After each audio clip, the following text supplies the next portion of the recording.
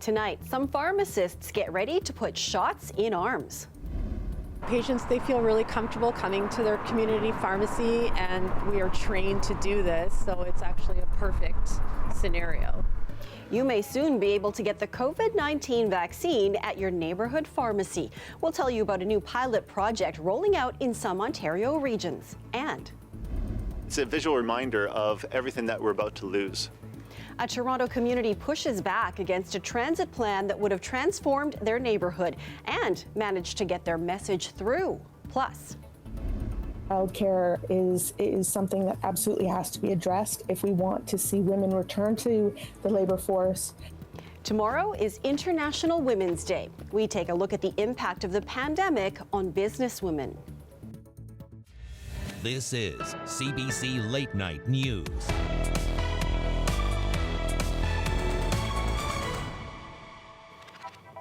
Good evening, I'm Marival Tarouk. Ontario is bolstering its COVID-19 vaccine rollout. It's testing a plan to administer vaccinations in pharmacies, starting in 3 cities, including Toronto. Talia Ricci has the story. I want to protect myself, you know. Yeah, for sure. Helping seniors like this woman to get the COVID-19 vaccine makes this Toronto pharmacy owner happy. Luckily enough, we've been chosen to take part in the vaccination rollout for patients that are aged 64, between 60 and 64. In a pilot project, neighborhood pharmacists will begin administering the AstraZeneca COVID-19 vaccine in 3 Ontario regions: Toronto, Windsor, and Kingston. Barbara Violo's expecting a high demand, but says they're ready. Patients, they feel really comfortable coming to their community pharmacy, and we are trained to do this, so it's actually a perfect scenario. The Ontario Pharmacists Association says the vaccination pilot will begin with 330 pharmacies, but will eventually scale up as supply increases. Their CEO says both time and supply are limited. We've got roughly a 2.5-week period to ensure that we get all of the initial shipment of the AstraZeneca vaccine into arms because it expires on April 2nd. So we've gone through a robust approach to selecting the pharmacies based on their ability to generate at least 40 vaccinations per day. After months of stay-at-home orders, Toronto and Peel region will ease some restrictions on Monday, but risks remain. We've got the cases going down or stabilizing and the variants are going up, and all of the modeling shows that we're in for a third wave. However, what that third wave looks like depends on 2 things: how many people we get vaccinated and how much people still adhere to those public health measures. Ontario says it will launch an online system on March 15th to book appointments at mass vaccination sites like this one. Pharmacies will book their own. And we'll set up an appointment for you, okay? Relief for some as many more wait. Talia Ricci, CBC News, Toronto. Starting tomorrow, non-essential stores in Toronto and Peel region will be allowed to reopen. But if you're planning to do some shopping, it won't be business as usual, as malls have put in place new safety protocols, including 25% capacity limit, live online meters to check mall capacity in real time, and mandatory screening for all retailers, employees, and shoppers entering the malls. Ontario reporting just under 1,300 new COVID cases today. That's a jump from yesterday's numbers. Of the daily cases, 329 are in Toronto, 192 in Peel, 116 in York region, and 15 more people with COVID-19 have died. Healthcare unions across the province are demanding better protection and better pay in a new campaign. But the truth is, the pandemic revealed systemic problems that frontline workers have been struggling with for years. I want to rip the Band-Aid off what women have gone through during COVID-19. SEIU Healthcare has lost 4 workers in the last year from COVID-19. All women of color. 3 major unions are behind the Respect Us, Protect Us, Pay Us campaign. The unions represent 175,000 healthcare workers. One of their demands is a $25 an hour wage for personal support workers across Ontario. And they say there's a lack of PPE. The campaign is launching to coincide with International Women's Day. Keyword for everybody! Dozens of cars took to the streets in the East End today to protest the Cuban government. The car rally started at Gerrard Square this afternoon. It was organized by Canadian Cubans for a Democratic Cuba. Organizers say they're frustrated with the Cuban government and the conditions their families face during the pandemic. Residents in Toronto's upper beaches are pushing back against a plan by Metrolinx to add a GO line in their neighborhood. They aren't opposed to the addition of train service, but they are concerned that Metrolinx wants to build on a well-used community green space. Greg Ross has the details. This ravine that runs behind the Small Creek neighborhood near Danforth and Woodbine serves as an escape for many residents. It's definitely one of the perks of living in the neighborhood. It's a beautiful nature trail surrounded by dozens of mature trees, many more than 100 years old. But residents fear those trees will be lost if Metrolinx continues with plans for a fourth GO line. The plans are to clear-cut the ravine on both sides. A set of new tracks with electrical lines is going to be installed alongside the ravine as Metrolinx prepares to convert much of its fleet into trains powered by electricity. And that has impacts. It has impacts to trees because you have to take down trees in order to get the lines in and to make sure you have enough room for all of the overhead wires. The plans have been in the works for years, but they were just brought to the attention of community members in the fall. Many residents rallied together to try and save the trees. As a way of demonstrating just how many trees they would lose under Metrolinx's original plan, residents here used ribbons like this one to mark all of the trees that are designated for removal. It's a visual reminder of everything that we're about to lose. They also brought experts in to look at other ways to install tracks without removing the trees and destroying their nature trail. We have alternative methods that, architects, engineers, hydrologists have all been a part of the planning, same as they would have used to get their plan. With the help of local politicians, residents were able to get their message through to Metrolinx before they began construction, which was scheduled for January. We've seen the power of community-led change here. The folks at the Save Smalls Creek group have really rallied to make sure that their voices are heard, and they have forced themselves to the table.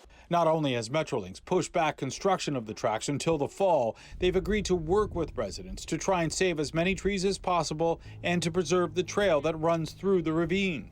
We took that back to our arborists and to our contractor and said, let's try and do better. We are optimistic that the fact that they're now suggesting they're going to include us in the discussions is a step forward. Metrolinx has also committed to planting more than 2,000 new trees in the area once construction is complete.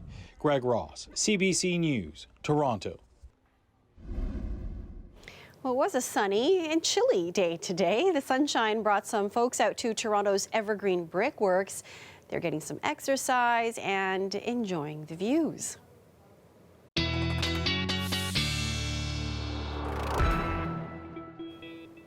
Here's a live look at Collingwood tonight. As of midnight, Simcoe-Muskoka region will be moving to the red control zone after spending this past week in lockdown.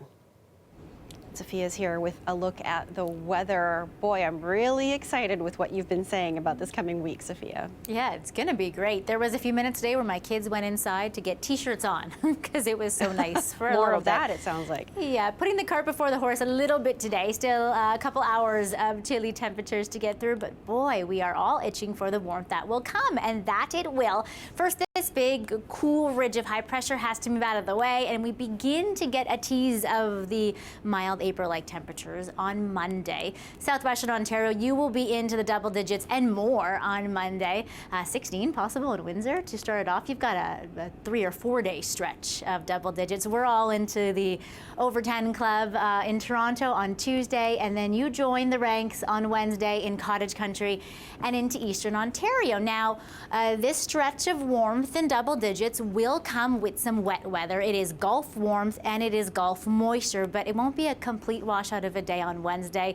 Thursday, you're definitely going to need the umbrella around for some of the rain. There will be some breaks and some dry spots and sunshine, but you keep the warmth on Thursday as well. We fall back to earth on Friday, but until then, let's savor this for a moment, okay? It has been nearly 4 months since we have had a stretch above 10 degrees like we will have this upcoming work week. We'll talk in the long range, though, about how you shouldn't put the parkas and the shovels away just yet. Okay, we'll see you in a few minutes. Thanks, Sophia. The Toronto Youth Cabinet is calling on the government to provide free menstrual products at schools. We don't go to our lockers for toilet paper or soap, and it should be the same for menstrual products. They should just be accessible for when you need them, right there and then. The initiative officially launches tomorrow on International Women's Day. The group is asking the Ministry of Education for free menstrual products and that they're made available at all elementary and secondary schools across the province. The petition has gained more than 10,000 signatures in 2 weeks. And tomorrow is not only about celebrating women, but also highlighting socioeconomic, cultural, and political barriers that women face. One recent study suggests women-owned businesses are taking twice as long to bounce back from the effects of the pandemic compared to men. Dahlia Ashry takes a closer look. Lola Adeyemi noticed a void of African-inspired soups in the mainstream market, so she decided to do a soft launch of her own soup company in 2018. Then late last year, during the pandemic, she worked on packaging and relaunched her products. One of the main barriers that I found is not being actually able to get my product to people. Small businesses have been hit hard during COVID-19, but a recent study by accounting software firm FreshBooks shows women-owned businesses like Adeyemi's have been hit the hardest. Women-owned businesses 2 times longer to recover from the implications of the pandemic. Once the recovery did start. Along with the added pressure of the pandemic, Adeyemi says being a Black female business owner in the food industry has been difficult. It's very male-dominated and also not Black owned businesses running that food business. So it was hard for me to find mentors and people that had also had this type of idea that I could go to and support me in my business. The Canadian Women's Chamber of Commerce says systemic inequalities and access to capital are just some of the factors that have been exacerbated because of the pandemic. Childcare is something that absolutely has to be addressed if we want to see women return to the labor force in terms of paid traditional employment, and if we want to see women business owners get back on track. In November, Federal Finance Minister Chrystia Freeland announced some help, including a Canada-wide early learning and childcare system, a plan to invest $20 million over 5 years, with more details to come in the upcoming budget. As for Adeyemi, she's reminding others that despite challenges, they can have a taste of success too. I know it's hard with access, getting leads to start your business, getting customers to believe in your brand. The finances will come and the mentors will come because you believe in your brand and you believe in your story, and others will believe in it too. Her soup is now on the shelves in several grocery store chains. Dahlia Ashry, CBC News, Toronto. They were willing to lie to protect other members of the family, but they weren't willing to tell the truth to protect me and my husband. A bombshell interview. Meghan Markle opened up to Oprah Winfrey about the life she left behind and why she walked away. That's coming up.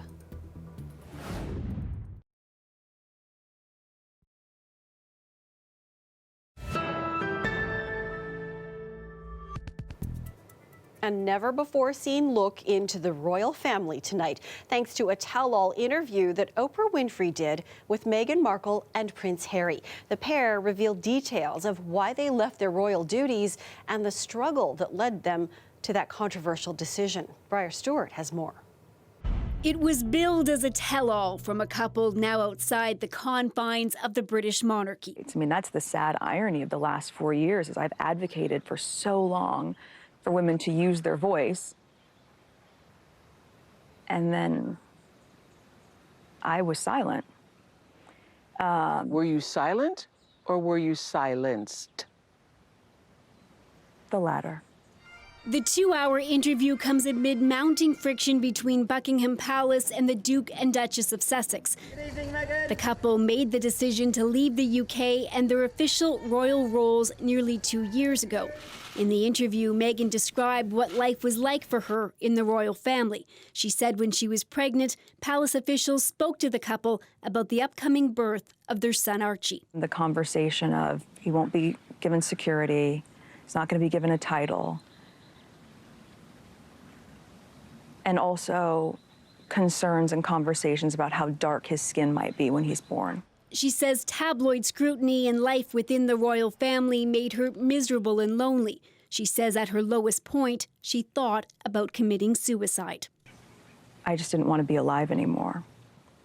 And that was a very clear and real and frightening, constant thought. Before this interview, Meghan accused the palace of orchestrating a smear campaign. Last week, the British newspaper The Times ran a report where sources claim she treated some of her staff so badly that they quit. The palace, which normally is silent on anything published in the papers, said it was concerned about the allegations and would investigate, which it notably did not do over Prince Andrew's sexual abuse allegations. Not only was I not being protected, but that they were willing to lie to protect other members of the family, but they weren't willing to tell the truth to protect me and my husband. CBS reportedly paid at least $7 million to air the interview, which hit primetime in North America just hours after the Queen's own message. Looking forward, relationships with others across the Commonwealth will remain important. In that broadcast, there was no hint of the rift or some of the dark revelations made in the interview. That was the CBC's Briar Stewart in Vancouver. Well, as you saw Briar talk about, the Queen delivered her annual Commonwealth Address today. Not surprisingly, it dealt with the year that has passed since the pandemic erupted. Her focus was on the challenge of staying connected. We have had to become more accustomed to connecting and communicating via innovative technology, which has been new to some of us. With conversations and communal gatherings, including Commonwealth meetings, conducted online, enabling people to stay in touch with friends, family, colleagues, and counterparts. The Queen said that has fostered a sense of closeness and community, and she said she hopes that is something that endures. Pope Francis held the final events of a historic visit to Iraq, preaching about the futility of violence based on religion and delivering that message at a site where that violence was a brutal reality. Marina von Stackelberg reports. In the Iraqi city of Mosul, Pope Francis prays in silence in what is left of a bombed-out church. Just a few years ago, Mosul was the site of brutal violence under ISIS rule. The Sunni militant group used these churches for everything from a courthouse to a jail. Today, the Pope's message: it is wrong to hate, kill, or wage war in the name of God. Diciamo no al terrorismo. ISIS dominated and devastated northern Iraq starting in 2014. They killed Christians, Yazidis, and Muslims who opposed them. Others fled. Here in Mosul, the Christian population has shrunk from 50,000 people to just a few dozen families. It's going to the heart of the woundedness of Iraq. The Archbishop of Winnipeg says there's no better place for the Pope to bring his message. I mean, he offered prayers for the victims, for the families, and also for the perpetrators too. Don't forget that. He, offered prayers for them to have a change of heart, and also a sign of hope that Christians remain there in spite of what has happened. In Erbil, the Pope met the father of 3-year-old Alan Kurdi. The little boy's body was photographed 6 years ago, washed up on a Turkish beach. The shocking image became a symbol of millions of Syrian refugees as they desperately fled civil war. In the Christian enclave of Kirikosh, thousands lined the street to catch a glimpse of Francis. Most did not wear masks. There are concerns the Pope's visit could lead to a COVID-19 outbreak. Iraq only received its first shipment of vaccines last week. Inside a church, others shook and kissed the hands of the Pope, who has been vaccinated. His last big event in Iraq was a mass in Erbil. At a third of its capacity, 10,000 people filled a stadium, the Pope closing with the word in Arabic for peace. Salam, salam, salam. Marina von Stackelberg, CBC News, Winnipeg. It's a live look at Niagara Falls tonight. This week is promising some nicer temperatures. We'll have your forecast for the week straight ahead.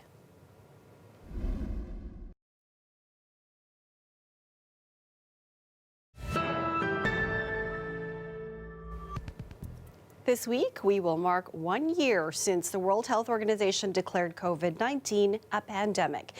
When you think about what this year has looked like for you, what comes to mind?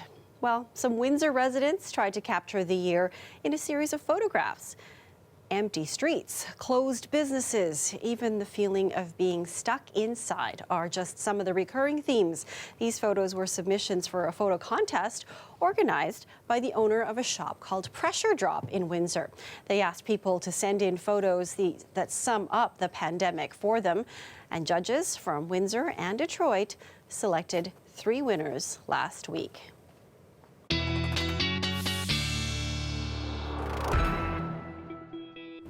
Those pictures certainly did capture sort of the sense that I think a lot of us have been feeling this past year. Sophia. Yeah, for sure. So much has changed this past year, and as we look back on everything that's happened, we look forward to some warmth and some brighter days ahead in more ways than one, don't we? Absolutely. Yeah, and we will certainly have that this week. We get past this northwest wind tonight and into parts of early tomorrow morning, and then really you will feel a big difference in many ways than one this upcoming work week. 3 days of double digits, including some rain to cap it all off, but really soak in and savor this warmth. It has been nearly 4 months since we have had a 7-day forecast. I actually want to go back to this for a minute. We hold on to the warmth right until Friday, and then we kind of drive back to seasonal. But until then, it's going to be really nice. A few snapshots at Wednesday and Thursday now. First, look at that. 10 degrees in Huntsville even on Wednesday. Windsor, you hold on to this warmth almost all week. Nearly double digits as well in Sudbury for Thursday. It will be really, really nice. Now, to give you sort of an idea here, we are normally used to seeing these kind of temperatures in mid-April. Normally this time of year we should be 3-4 degrees. We will be quite a few degrees above seasonal. It will be nice. It is Gulf warmth coming into our neck of the woods, and along with that Gulf warmth funneling in will be Gulf moisture as well. So we're talking 2 main rounds of rain. It will be a Wednesday into Thursday story for the lighter push, and then the heavier round of rain will be a Thursday into Friday, and it's after that warm front passes that the cold front will slice through and will drop back down to earth and drop back down to seasonal. About 6 degrees for Thursday into Friday, and even colder as you head into the weekend. But it's back down to seasonal. It's that cold air that wants to push back down. All in all, it's still a really nice 7-day forecast for many of you. And we have to remember there still can be some parting shots of winter left in March and in April. And on average, the city of Toronto in April records still about 5 centimeters of snowfall. So it is still possible to have that late season snowstorm, but until then, enjoy April for a few days. Exactly. A taste of spring in March? Why not? Thanks, Sophia. And that is our show for you tonight. Thank you for watching. And as we look forward to the nice weather ahead this week, we're going to leave you with some more pictures of Torontonians enjoying the sunshine today. Have yourselves a great night, everyone, and as always, stay safe out there. Good night.